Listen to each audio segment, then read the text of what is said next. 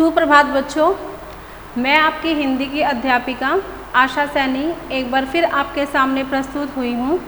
हाँ, आज हम बच्चों संज्ञा यानी कि नाउन संज्ञा वाले चैप्टर पर हम चर्चा करेंगे कि संज्ञा क्या होती है और संज्ञा के कितने भेद होते हैं। ठीक है, तो आज हम शुरू कर रहे हैं हमारा संज्ञा वाला चैप्टर। संज्ञा, देखिए संज्ञा हम किसे कहेंगे। सबसे पहले तो आप इसका अर्थ समझिए कि संज्ञा क्या होती है।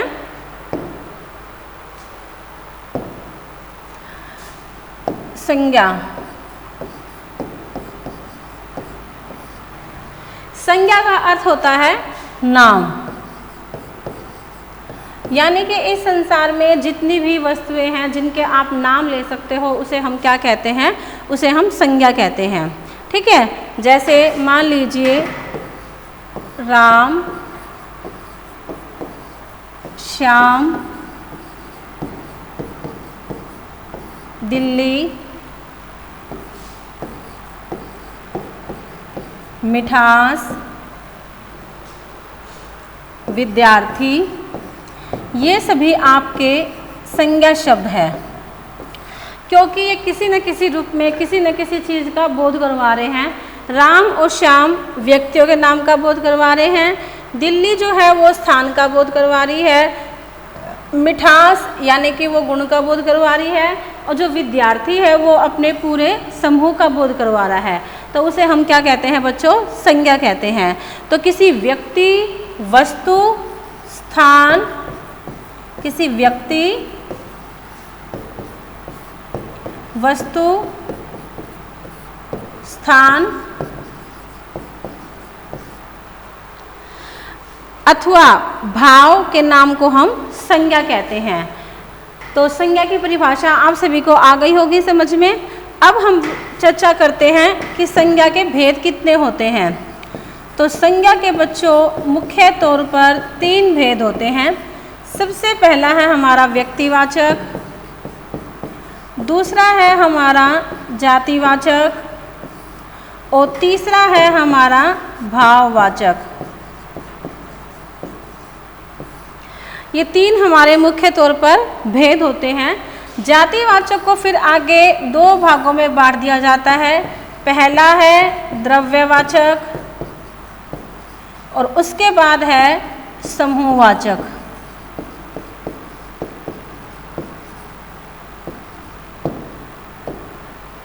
ठीक है, समूहवाचक। तो सबसे पहला हम पढ़ेंगे कि व्यक्तिवाचक संज्ञा क्या होती है। व्यक्तिवाचक संज्ञा जो शब्द किसी विशेष, ध्यान दीजिए, जो शब्द किसी विशेष व्यक्ति, वस्तु, स्थान आदि का बोध करवाए उसे हम क्या कहते हैं, उसे हम व्यक्तिवाचक संज्ञा कहते हैं। जैसे ताजमहल आगरा में है,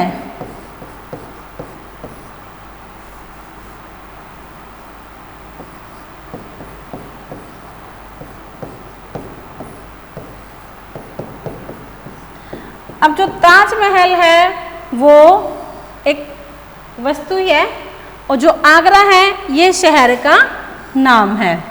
ठीक है, ऐसे ही नारी की दशा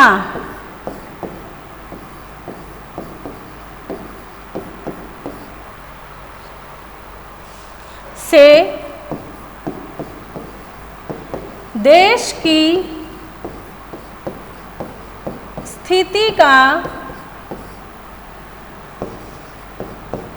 पता चलता है।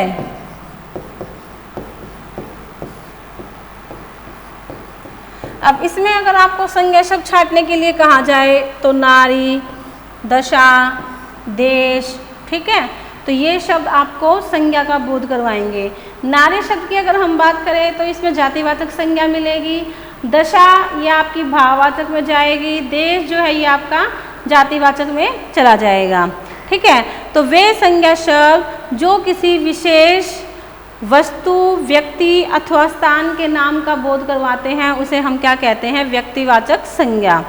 अब बारी आती है जातिवाचक संज्ञा। जातिवाचक संज्ञा क्या होती है? जातिवाचक वे शब्द जो किसी जाति का बोध करवाते हैं उन्हें हम जातिवाचक संज्ञा कहते हैं। जैसे मान लीजिए लड़का शब्द, लड़की, अभी हमने उदाहरण लिया था नारी का, ठीक है। तो ये शब्द आपका किसका बोध करवा रहे हैं? ये अपनी पूरी समस्त जाति का बोध करवा रहे हैं। उसके बाद हमने चर्चा की थी कि जातिवाचक के दो भेद होते हैं, वो हमने बताए थे आपको। कौन कौन से होते हैं? द्रव्यवाचक और समूहवाचक। अब द्रव्यवाचक क्या होता है? यानी कि लिक्विड द्रव्यवाचक। तो वे शब्द जो किसी द्रव्य अथवा पदार्थ का बोध करवाते हैं उन्हें हम क्या कहते हैं? द्रव्यवाचक संज्ञा। और अगर इनकी बात की जाए तो ऐसी वस्तुएं जिनको हम नाप भी सकते हैं और तोल भी सकते हैं। इसमें आपके कौन कौन सी आ जाएगी? सोना, चांदी, पानी, घी, तेल, ये सब आपकी किस में आ जाएंगी? ये आपकी आ जाएंगी द्रव्यवाचक में, ठीक है। तो जिनको हम नाप भी सकते हैं, तोल भी सकते हैं, और जो हमें किसी द्रव्य अथवा पदार्थ का बोध करवाते हैं तो उन्हें हम कहते हैं द्रव्यवाचक संज्ञा। अब क्या है? समूहवाचक संज्ञा, जो कि आपको समूह का बोध करवाएगी, ठीक है। इसमें आपके कौन कौन से शब्द आएंगे? जैसे मान लीजिए पुलिस, झुंड, जनता, कक्षा, फौज, सेना। क्योंकि आपको पता है कि एक व्यक्ति से पुलिस नहीं बनती, एक व्यक्ति से झुंड नहीं बनता, तो ये क्या है? ये आपको पूरे समूह का बोध करवाते हैं, तो उसे हम क्या कहते हैं? समूहवाचक संज्ञा। समूहवाचक यानी कि जो अनेक व्यक्तियों और वस्तुओं की जानकारी आपको देता है। उसके बाद है हमारा तीसरा भाववाचक संज्ञा। अब भाववाचक संज्ञा क्या होती है?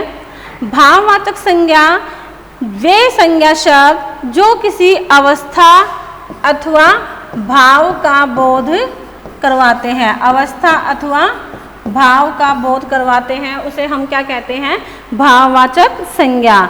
इसमें आपके कौन कौन से शब्द आ जाएंगे? बचपन, क्रोध, बुढ़ापा, जवानी, ठीक है। ऐसे शब्द जो आपको किसी अवस्था का या आपको किसी भाव का बोध करवाएंगे तो उसे हम क्या कहते हैं? उन्हें हम कहते हैं भाववाचक संज्ञा। तो ये हमारा संज्ञा का चैप्टर था। संज्ञा के तीन भेद होते हैं, व्यक्तिवाचक संज्ञा, जातिवाचक संज्ञा और भाववाचक संज्ञा। उसके बाद जो व्यक्तिवाचक संज्ञा है वो आपको किसी विशेष व्यक्ति, वस्तु या भाव का बोध करवाती है। उसके बाद जो जातिवाचक संज्ञा है, जातिवाचक वे संज्ञा शब्द जो आपको किसी जाति का बोध करवाते हैं उन्हें जातिवाचक संज्ञा कहते हैं। और जातिवाचक संज्ञा को फिर हमने दो भागों में बांटा, द्रव्यवाचक में और समूहवाचक में। और उसके बाद जो हमारा तीसरा भाग था वो था हमारा भाववाचक संज्ञा। जैसे वे संज्ञा शब्द जो किसी अवस्था अथवा भाव का बोध करवाते हैं, जैसे बचपन है, क्रोध है, बुढ़ापा है, जवानी है, लालिमा है, लंबाई है, चौड़ाई है। और मैं बच्चों आपको एक बात और बता रही हूँ कि जो भाववाचक संज्ञा होती है, भाववाचक संज्ञाओं का निर्माण 5 प्रकार के शब्दों से होता है। भाववाचक जो संज्ञाएं हैं वो 5 प्रकार के शब्दों से बनती है। जातिवाचक से, विशेषण से, क्रिया से, सर्वनाम से और अव्यय से। तो आप अपनी पुस्तक में, व्याकरण की बुक में संज्ञा का चैप्टर जो है उसका अभ्यास कीजिए, उसकी प्रैक्टिस कीजिए। और ये चैप्टर तो बच्चों आप शुरू से ही करते आ रहे हैं, 3rd क्लास से। लेकिन कहते हैं ना कि हर कक्षा में हमें कुछ ना कुछ नया सीखने को मिलता है। तो हम अगले अध्याय में फिर आपसे मिलेंगे। अगर कोई दिक्कत हो, कोई परेशानी हो तो आप पूछ सकते हैं। धन्यवाद।